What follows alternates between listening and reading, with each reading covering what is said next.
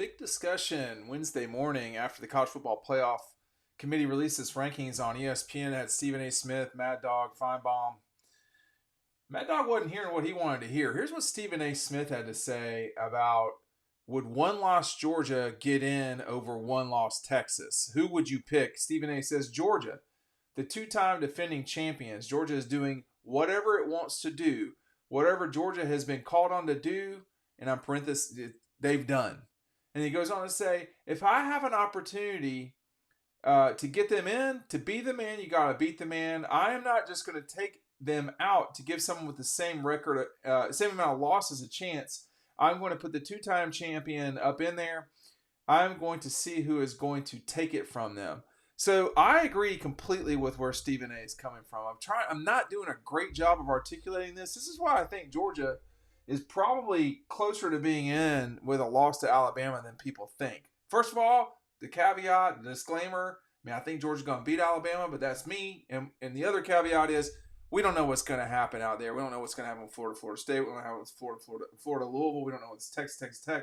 We don't know what's happening in Texas in the Big 12 game. We don't know, right? Any of those losses, a loss in any of those four games for Florida State or Texas, they're out. It's not happening. They don't have the wins. Georgia's got right now, and the Tennessee thing, whatever, but they are a top 25 win. Georgia's got 3 wins over top 25 teams, and that's not going to change unless those teams lose, and it's unlikely that they'll lose. Tennessee to Vanderbilt, Missouri to Arkansas, and then perhaps the nuttiest game, which is Ole Miss and State. So those aren't going to change.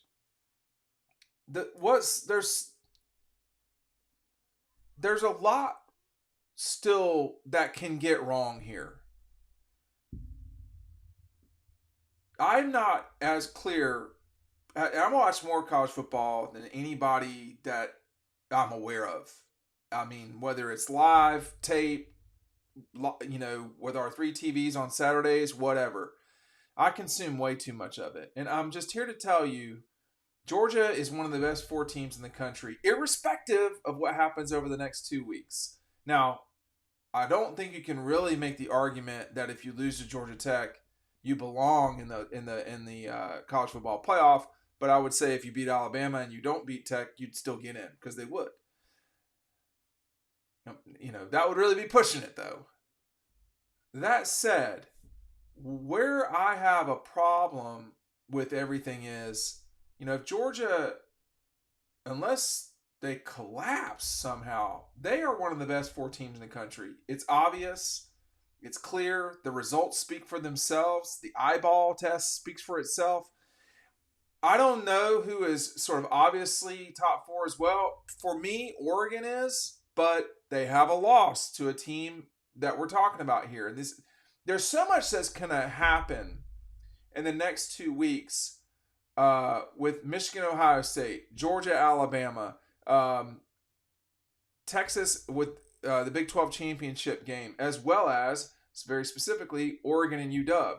So Georgia's at 1 right now, y'all. There's going to be at least 2 teams behind them that lose. So Georgia's not going to fall behind. I don't think Georgia's going to fall behind Michigan or Ohio State loser.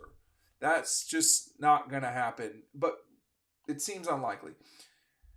Obviously, again, if Florida State loses a game at all, I would say Florida State better not play close games or they could be knocked out. Texas, they cannot lose. Florida State cannot lose. There's this notion that Ohio State can lose. I'm a little bit sympathetic to that. I'm not super sympathetic to that. So that's something that, but I agree completely with Stephen A. here. And the reasoning is very simple. Texas beat Alabama. Texas did not beat Georgia. And that you beat Alabama and then Alabama beats Georgia, that's like saying, well, Oklahoma beat Texas.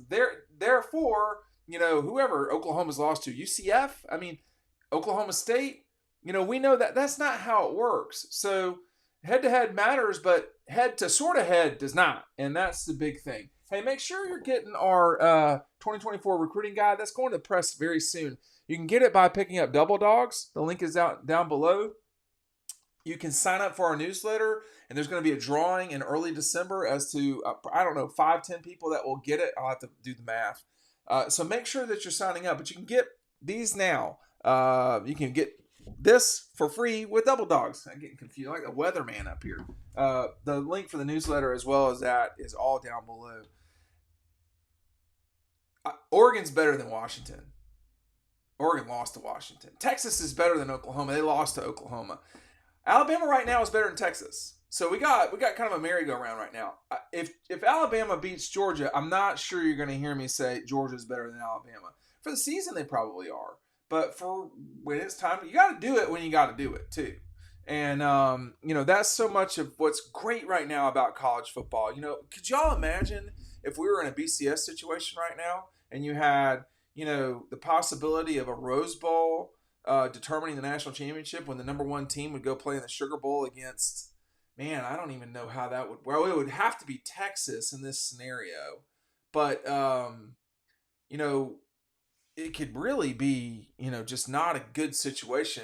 Back in the day, it wouldn't have been Texas. It would have been the Big Ten runner-up. So the mess that was. That's why I personally am really in favor and cannot wait for the 12 game. It's not fair to the number 1, 2, and 3 seeds, 1, 2, 3, and 4 seeds that you're playing the extra game. I get that, but man, I just am. This last part of this thing is making me very uneasy about this committee getting it right. It is clear that Georgia is one of the best 4 teams in the country. Period. Now we still have 2 more data points to collect for Georgia. We got 2 more for Alabama. We've got a couple more for everybody else, but we won't have 2 more for Ohio State, Michigan loser. That's why I think that team is probably in more trouble than folks realize. I think Florida State might be in more trouble than people realize. If Washington passed the Noles, what's that going to mean for them as time goes on? I don't know. Maybe Booker's right when he says that's really good for Florida State, but y'all, undefeated Florida State could get left out because what is their best win? Their best win at that point would be like number 13 Louisville or number 12 or 11 or something like that. If that's your only legitimate win. They got Clemson at 24. Listen, Clemson doesn't belong in the top 25 any more than James Madison does. So we do this stuff at the end of seasons. We just sort of pick people. But, I don't know. Tennessee got destroyed by 4 touchdowns. They're still in the top 21. So I don't know. I'm a little perplexed at times by the way things pop out. But if it's at the bottom, it doesn't really matter as much. The top 15 teams are going to be what determines this. And, Florida State's best win is either going to be over a top 15 LSU or a top 15 Louisville. That will be their 2 best wins. Not bad wins, but it's not Clemson. And it's not Miami or, whoever, North Carolina. I don't know who's. The ACC is not a good league. We know that. The Pac-12, right now, Oregon doesn't have a top 25 win, if I'm not mistaken. Okay, so, and yet they're at 6 or whatever it is. I don't know. I think there are teams with something to prove. I'm not sure Georgia's one of them, like everybody else. But I'll tell you right now, the mindset in Athens, it better not be, well, we're listening to what Dean is saying, and no, they're not. I can assure you, they're not doing that anyway. But I think that's a do or die game. We don't know that yet. There could be some real. Let's see what happens with the Ohio State, Michigan. It may be obvious that the loser of that game is out. Let's see what happens with the Noles and Gators. That's a tight game suddenly here. Does Florida upset Florida State? If that happens, then you're opening up a whole different conversation here. And that may be for, I don't know. I also, by the way, think that Alabama being ranked 8th is just too low. It's clear that Alabama has played much better over time here versus what we saw at the beginning of the season. I just, I don't know. You look at Bama, the first 3 games were kind of rough. The first 2 of the first 3 games were beyond rough. They were very rough. And then a 14-point win over Ole Miss at home. They blow out State, who is not good. They hang on against A&M on the road. They barely beat Arkansas at home. Then they kind of get it going in late October, beating Tennessee comeback style at Bryant-Denny by 14. A really good win over LSU, scoring 42 points against a bad LSU defense. I mean, Alabama's offense has come to life lately. After scoring only once over 30 points at the beginning of the season in conference play and in Power 5 play, they have gone back to back to back, not in all Power 5 play, but back to back to back, scoring over 40. So against LSU, his defense is bad. I will say that. Against Kentucky, almost scoring 49, and then against Chattanooga, scoring 66. So I think they'll put up a really big number against Alabama, against Auburn. Now, I would think that. Well, let's just see what happens, because we just don't ever know with this group. But I agree with Stephen A. Again, the global point that he's putting is, I'm not going to take them out to give someone with the same amount of losses a chance. I agree with that, whether that's Texas or Washington or Oregon. I mean, Washington could lose to Washington State, not really, but they certainly could lose to Oregon. Oregon could eat another loss to Oregon State and then play Washington. I don't think that's gonna happen. So there's still a lot out there, y'all. Let's just pay attention. I did want to speak on that topic. Happy Thanksgiving. We'll see you on the next video.